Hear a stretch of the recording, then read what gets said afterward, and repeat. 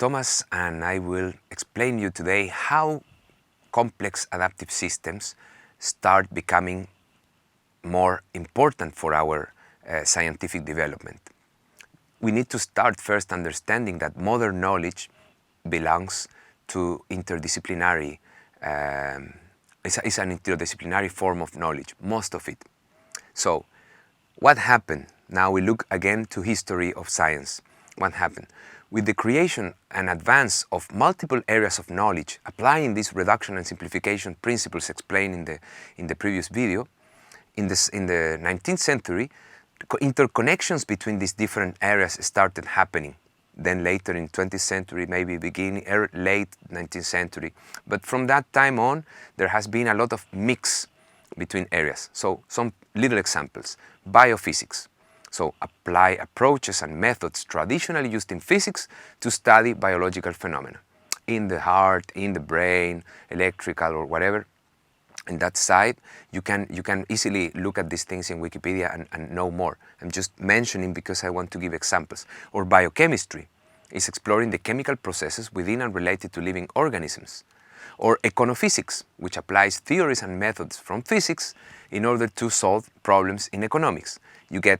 There are many more of these mixes, but the important and relevant aspect is that it is not any longer possible to do the good old simplification and reductionism thing that we were explaining for the previous forms of science. Why not?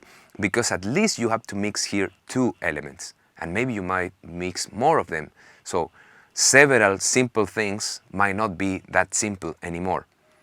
So the entities we observe now are not particular phenomena like the motion of one planet or a particular species as a collection of traits, but now we look at something a little bit more complicated that we can think of it as a system.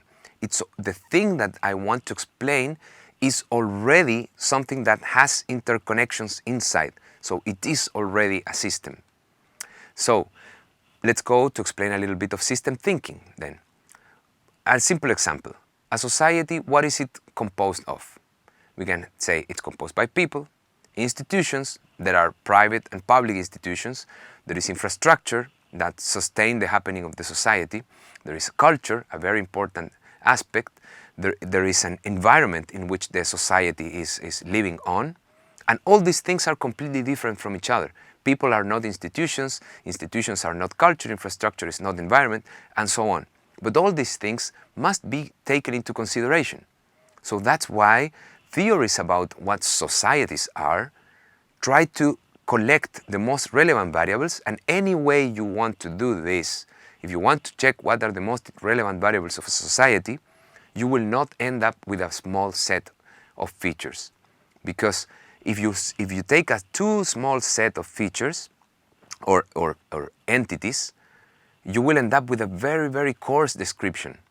And in order to be more detailed, you really need to go into a large number of things. So these are the typical models, individual, social, physical, and they try to put as little variables as possible, but still this plot is, you get 10, 20, 15 variables already, which is not like the other where you have 3 or 4. So the other, I mean the traditional science. So the simplification process of earlier centuries is replaced, or must be replaced, by a paradigm which embraces the complexity of the systems we want to describe now, and try to give up the possibility of describing them as so simple things that we can describe in 2, 3 variables and one unifying principle. So this is actually what systems thinking is about. It's the ability to perform problem solving in systems that are that complex. So now we want to know what a complex system is a system composed of many components that interact with each other in many ways.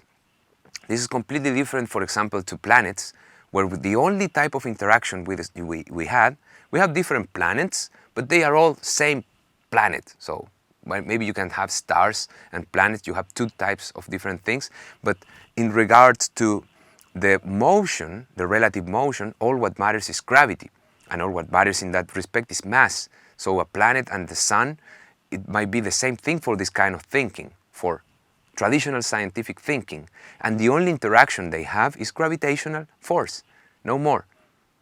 In gas, we have heat exchange. In Darwin's theory of natural selection, we have reproductive success.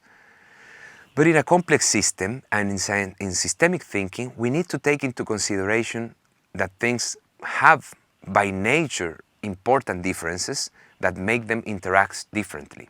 So that's what it's hard to grasp in the beginning, but it's the core of systems thinking and of understanding what complex adaptive systems are.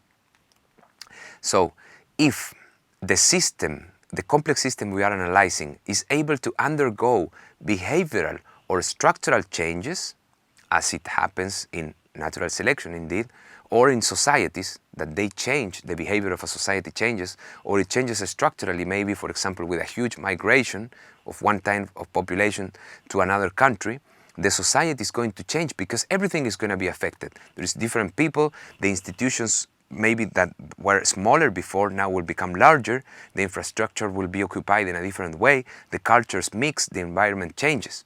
So when complex systems are able to undergo this type of changes, we call it adaptive, because it's always complex and always adapting. And that's, in a nutshell now, I will describe what are the features that footprint the existence of a complex adaptive system.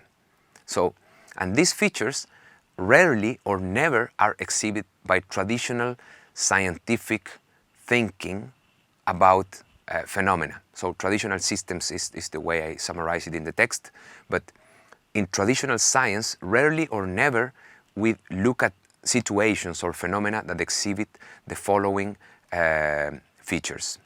So feedback, contextuality, self-organization, and emergence. These are the four main important features that one needs to understand to get the glimpse of what complex systems and how complex adaptive systems function.